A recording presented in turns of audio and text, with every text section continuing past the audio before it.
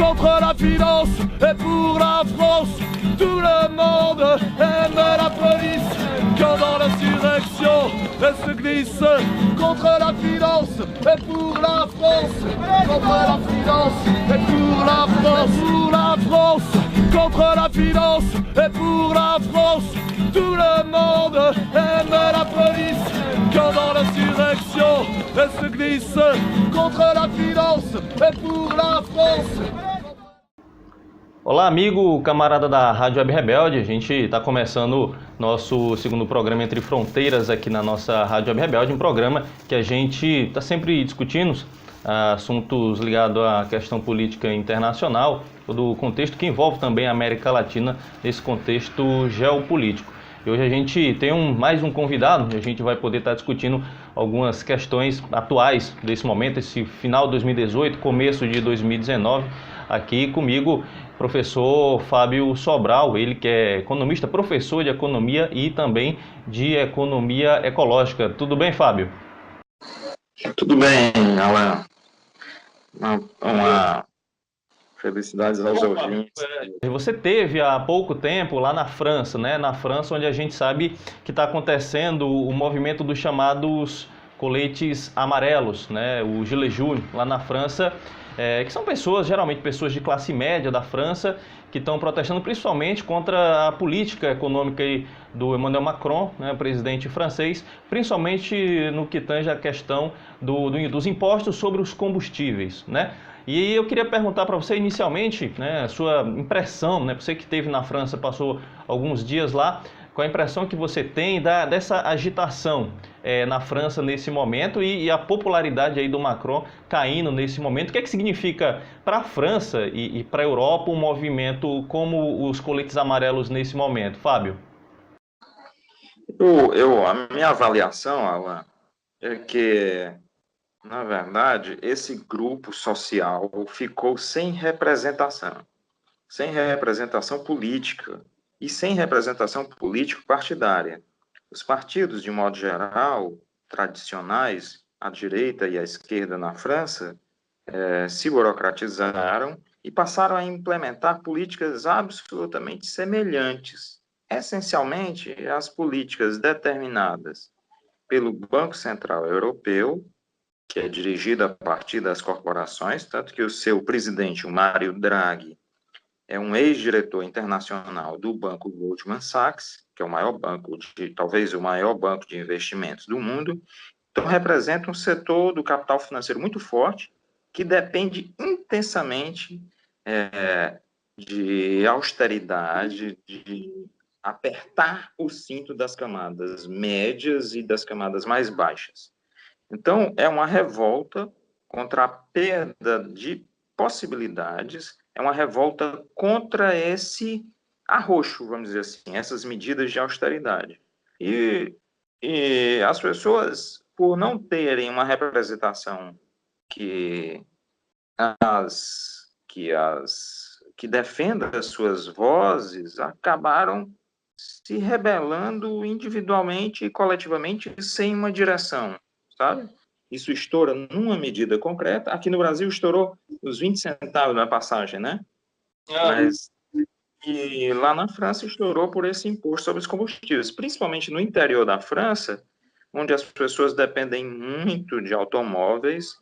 A população francesa do interior envelheceu, ela tem dificuldades financeiras,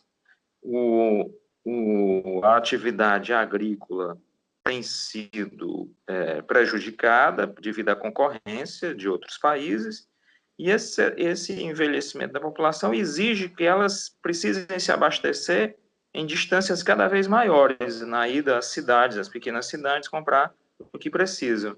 Então, um aumento dos combustíveis pesava muito sobre o bolso das pessoas, era uma queda muito drástica do padrão de vida já ruim dessas populações, entende?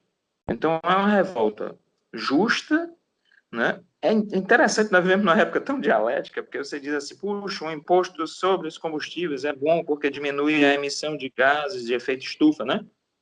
Mas justamente pega, na verdade, uma medida que aparentemente seria positiva do ponto de vista ecológico, é voltada para ser paga pelos setores já muito abalados com a perda da sua renda e riqueza nos últimos anos, entende?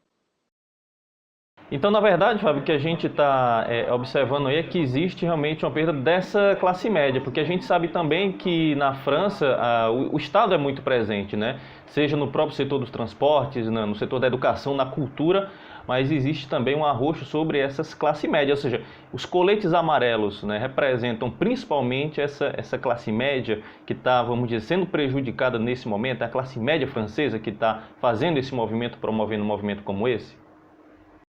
Eu diria que as camadas médias dos setores rurais e das cidades menores. As grandes cidades, como Paris, Marsella, né? Essas grandes cidades, elas têm camadas médias ainda integradas ao setor produtivo, ao setor dos escritórios, né? Ao setor comercial, né? Aos setores de maior renda. Mas os salários menores, a população francesa não ocupa, é todo ocupado por imigrantes, entende? É muito difícil você encontrar, por exemplo, garçons nos restaurantes, né? Garçons. As pessoas que fazem limpeza nas casas são todas ou africanas, ou, né? A presença africana é muito forte, há vendedores de rua africanos. Então, esses setores, esses trabalhos não são ocupados por franceses, entende?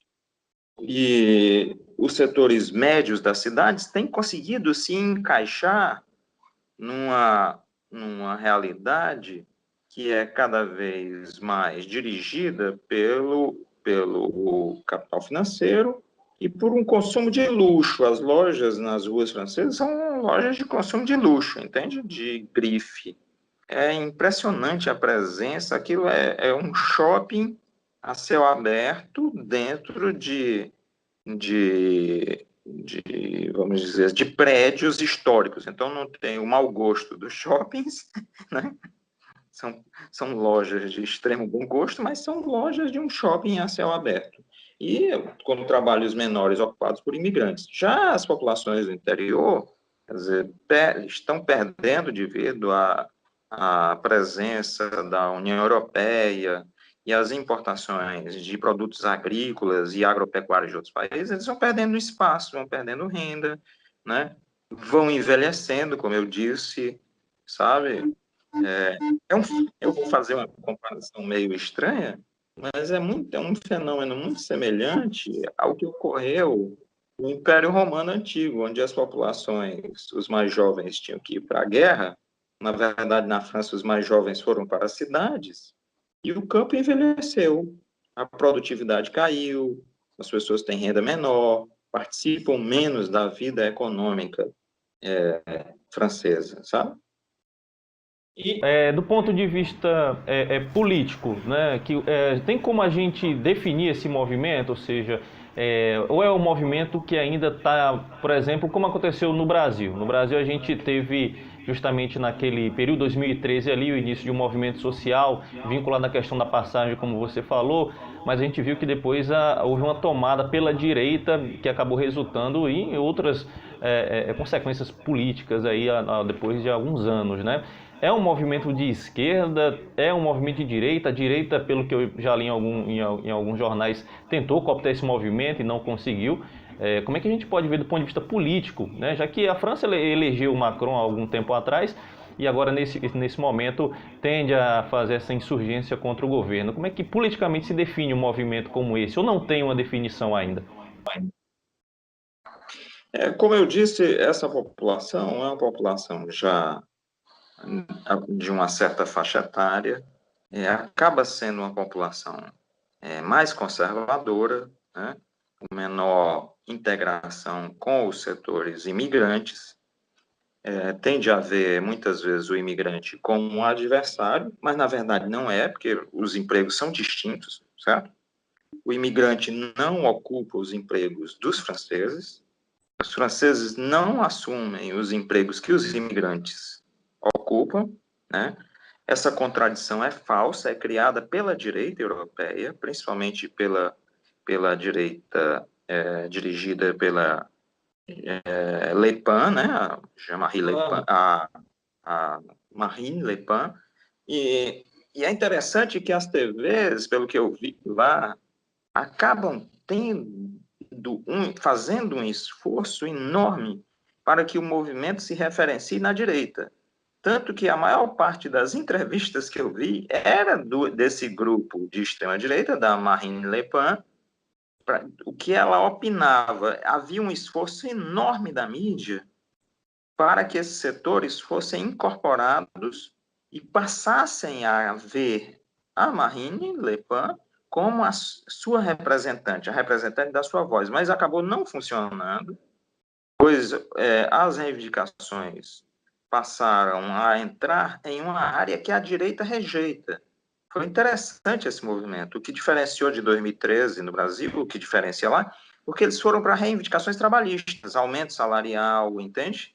Então, isso aí a direita recua, porque o movimento acabou levando a uma série de movimentos franceses e sindicatos passaram a não ser rejeitados, se incorporaram ao movimento e passaram a elaborar uma pauta trabalhista, vamos dizer assim, redistributiva de renda, o que a direita é incapaz de admitir.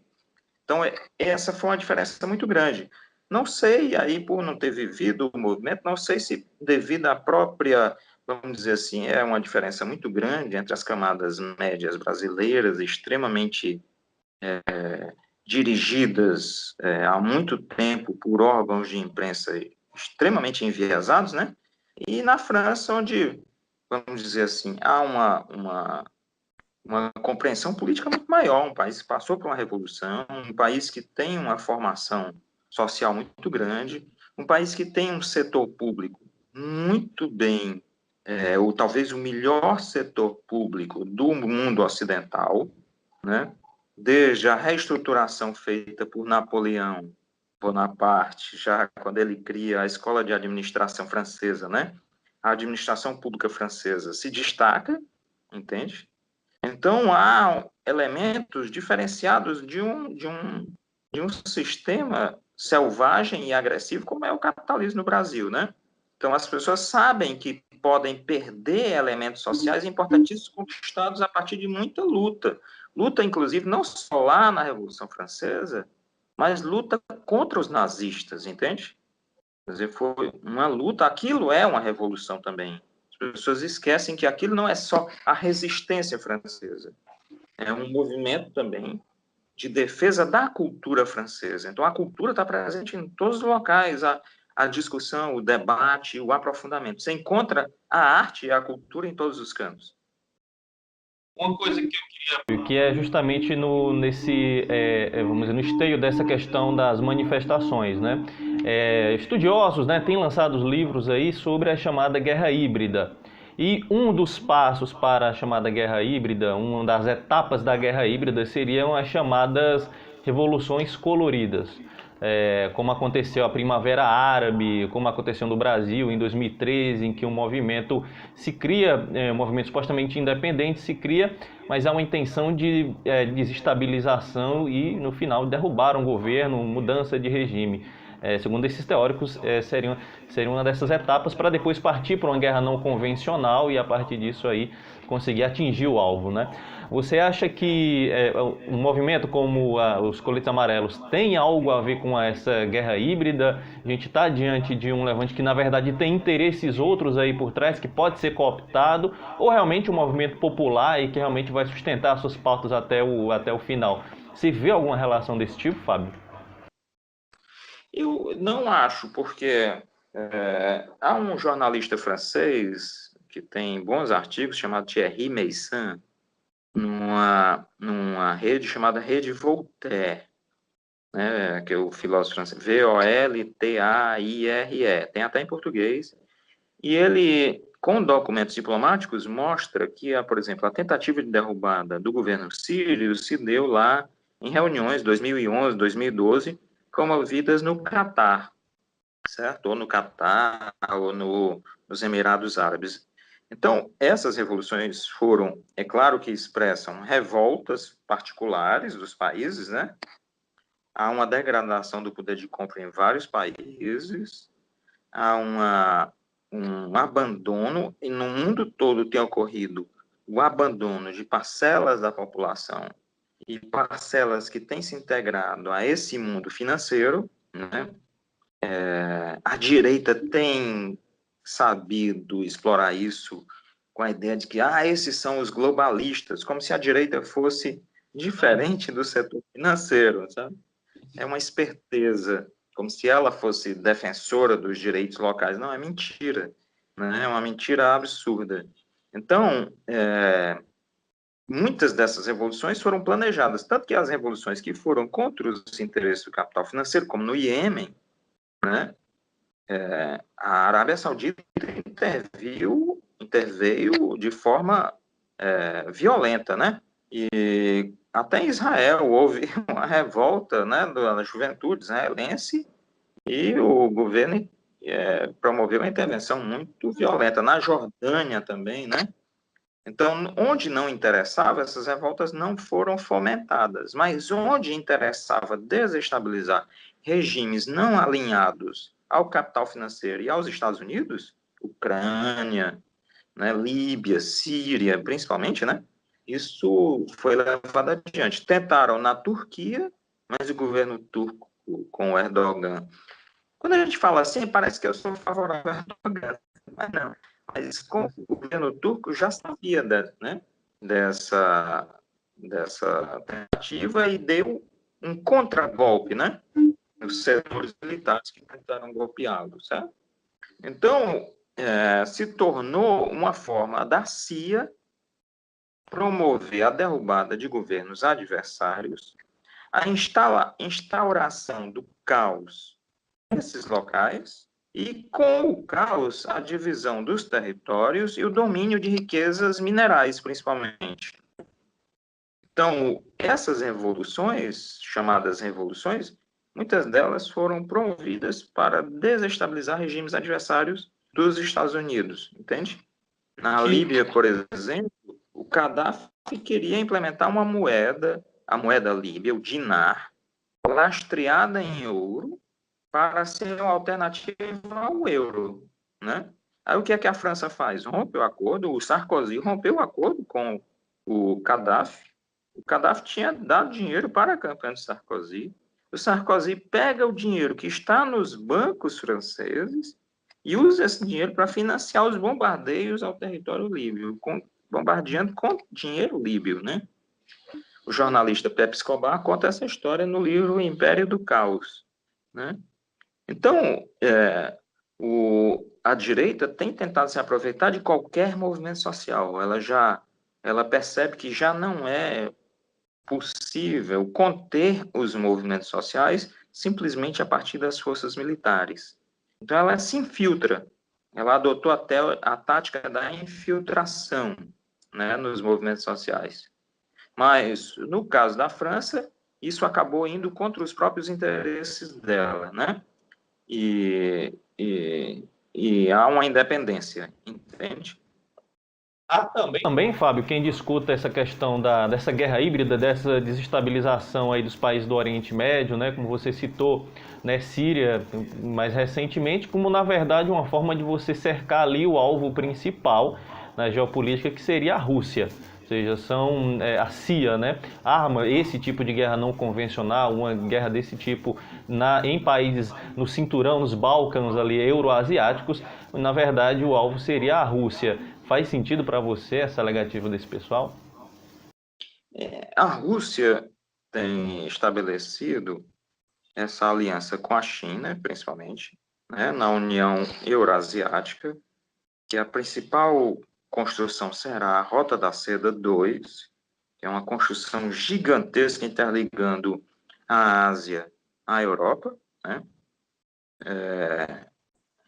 A União Europeia e os Estados Unidos estão extremamente preocupados com isso, mas há outros elementos. Primeiro, as armas russas, principalmente as armas russas convencionais, principalmente os mísseis hipersônicos, que são mísseis que voam a grande velocidade, e os sistemas de de antiaéreos, principalmente as baterias de mísseis S-300, S-400 e agora o S-500, tornaram a aviação, mesmo a aviação supostamente invisível, tornaram inútil a aviação invisível, sabe?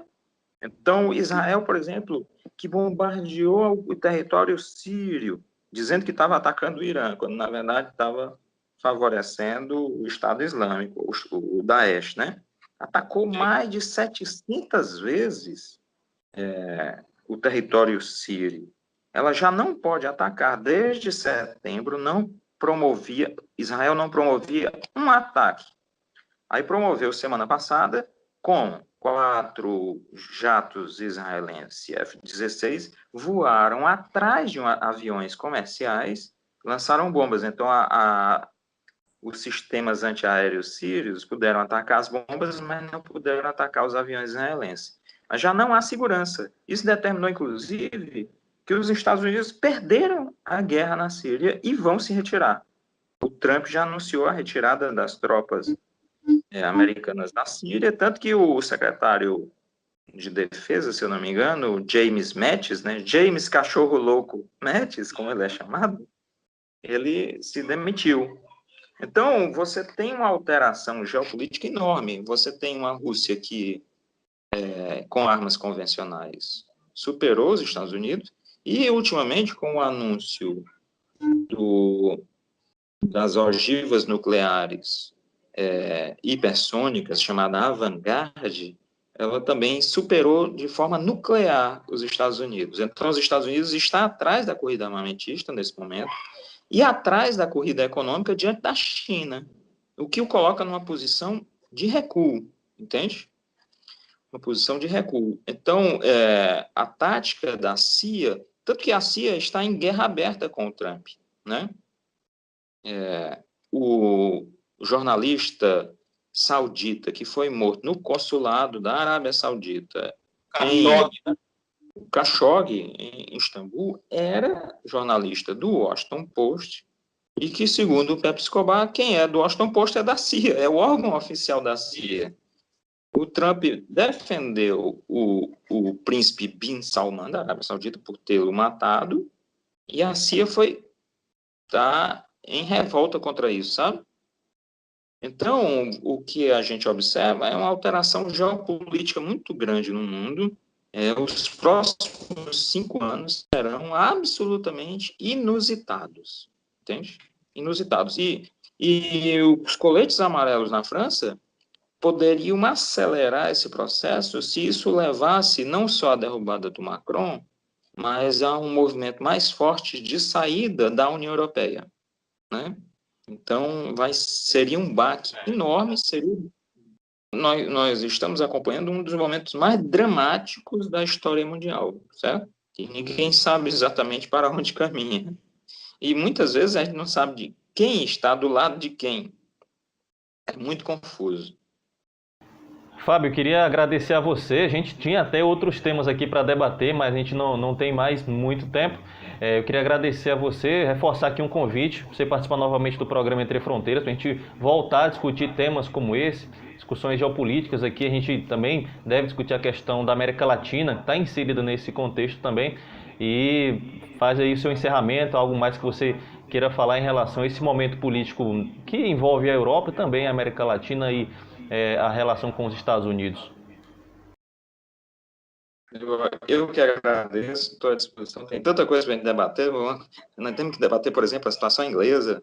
Temos que debater a saída dos Estados Unidos da Síria, que tem consequências imensas. Estou à disposição. É um prazer enorme. Ok, amigo camarada da Rádio Web Rebelde, tá aí, você acompanhou a entrevista com o economista, professor de economia ecológica, Fábio Sobral. Lembrando que você também pode acompanhar nosso trabalho da Rádio Web Rebelde nas nossas redes sociais, no Facebook, no Instagram. A gente tem também o nosso site www.radiowebrebelde.com.br. Essa entrevista também está em podcast, as principais plataformas de podcast. E siga também o nosso canal no YouTube, canal da Rádio Web Rebelde, onde você vai poder acompanhar esse e outros programas da Rádio Web Rebelde. Um grande abraço, até a próxima